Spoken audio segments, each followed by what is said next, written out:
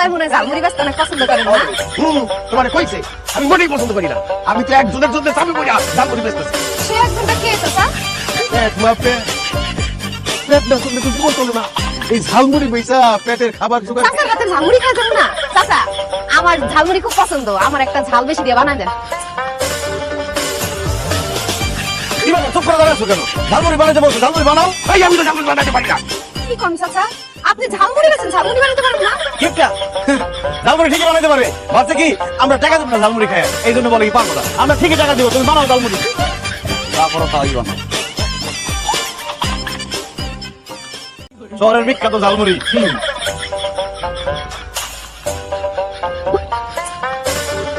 পরে বিখ্যাত ঝালমুড়ি আমি দেখতে না। খাওয়া যাচ্ছে না, কিসের ঝালমুড়ি বানাইছো? হ্যাঁ তুমি ঝালমুড়ি, কত ঝালমুড়ি বানাইছো তুমি? খাওয়া যাচ্ছে না, তোমার 1 টাকা দেবো না। হ্যাঁ ঝালমুড়ি এই আসো। হ্যাঁ 1 টাকা বানাইতে পারো নাকি মতো?